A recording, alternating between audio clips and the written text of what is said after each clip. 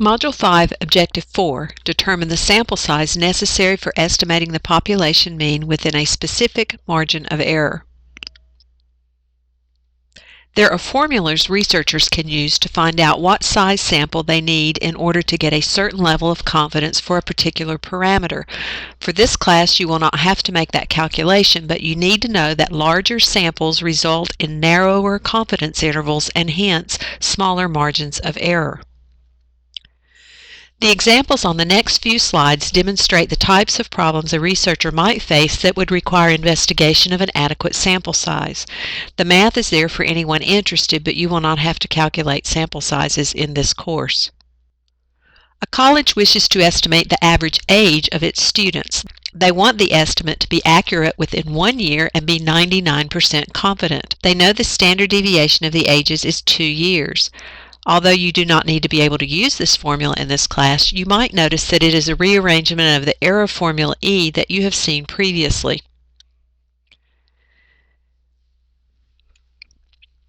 The formula requires that we use a z sub alpha divided by 2, which you've seen before, and that's 2.58. Remember, if we have a 99% confidence interval, our alpha is 0.01, so alpha divided by 2 would be 0.005. So we want to know how many standard deviations do we need to be from the mean of 0 to have an area to the right of that z-score to be 0.005, and the answer is 2.58. Then our standard deviation, this symbol is the standard deviation. The typeset's a little bit different than we've seen before, but that's standard deviation. In this problem, it's a 2, and then our error is 1. We do the arithmetic and come out to a 26.6. No matter what the decimal is, we always round the sample size up because you can't have a fraction of a person. Therefore, in order to be 99% sure that the estimate is within 1 year of the true mean age, the sample needs to be at least 27. In this example, a college wishes to estimate the average number of hours part-time instructors teach per week. The standard deviation here is 2.6 hours. How large a sample must be selected if they want to be 99% confident of finding the true mean with a margin of error of 1 hour. So the only number that's different in this one is the standard deviation of 2.6. We see that that leads us to have a sample size of 45. So notice how the bigger the standard deviation, the larger the sample size is going to have to be if you want to maintain the same confidence level. Here, a researcher is interested in estimating the average salary of firemen in a large city. He wants to be 95% sure that the estimate is correct. If the standard deviation is $1,050, how large a sample is necessary to get the desired information and to be accurate within $200. So if we put the numbers in the formula, we find out that the sample size would have to be at least 106. Notice here that the confidence level is 95%. If we raise that confidence level to a 99% like the other examples, then the sample size would have to be much larger than the 106. Other situations that might require researchers to need to know sample sizes would be an insurance company trying to estimate the number of sick days factory workers use per year, a healthcare professional wishing to estimate birth weights of infants, a restaurant owner wanting to find the average cost of operating a salad bar, or maybe an insurance company trying to find the average payout for accidents for 16-year-old females. All of these involve situations where the researcher needs to decide how confident she needs to be in her estimate and how much error can be tolerated. This class has used sample means to teach the idea of confidence interval and margin of error. As mentioned previously, those same concepts can be applied to other statistics such as medians and standard deviations, to name a few. Percentages or proportions in polling are used extensively by the media. Robert Niles has a nice non-mathy article on sample size and margin of error that I encourage you to read. You can find it at this website. As with about every other statistical calculation, somebody has created a web calculator. If you want to play with confidence levels and sample sizes, this site has a good calculator for surveys.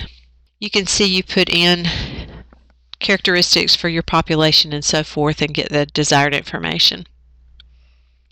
Once you enter your information into the sample size calculator, if the recommended sample is too large to handle, which can happen, you can use techniques from this module, such as lowering the confidence level or increasing your margin of error to get a more feasible sample size. This will increase the chance of error in your sampling, but it may be a necessary trade-off. To see why this is important, suppose a researcher reported that she is 95% confident the mean number of miles you can drive on tire brand A is 50,000 with a 20,000 mile margin of error. This information does not help much in deciding whether to buy brand A because the interval is too wide. Tire A might get anywhere from 30,000 miles to 70,000 miles. We might have arrived at numbers that far apart as a wild guess without the aid of statistics. Based on information in this module, how might the researcher decrease the margin of error? The only options the researcher has are to increase sample size and/or decrease the level of confidence, perhaps to 90% instead of 95%. Here's a CNN poll from November 2005, where parents struggle to get kids off the couch. Lack of exercise edged out easy access to junk food as the main concern of the 21% of parents who conceded in this poll that their children are overweight. Parents' biggest frustration is how to change sedentary habits.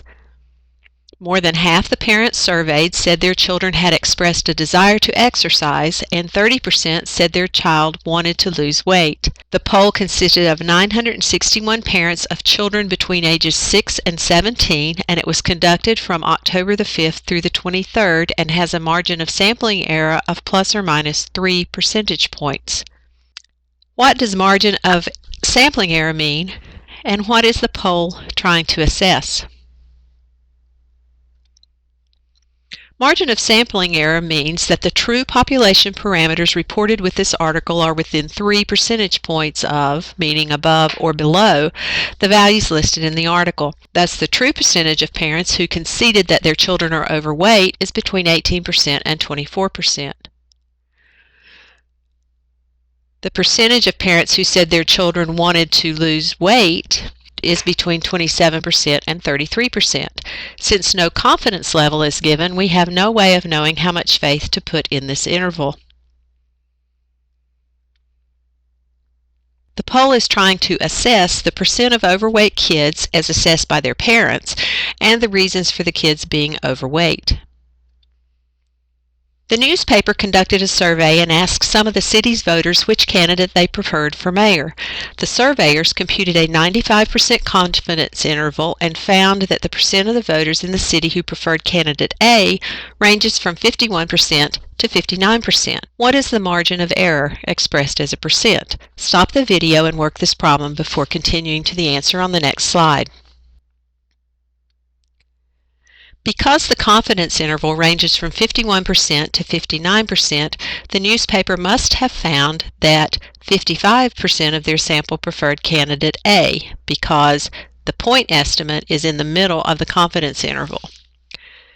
Because the confidence interval extends 4% in both directions, the margin of error is 4%. And remember, the margin of error is half of the confidence interval. Now complete Module 5, Assessment of Learning. The password is size.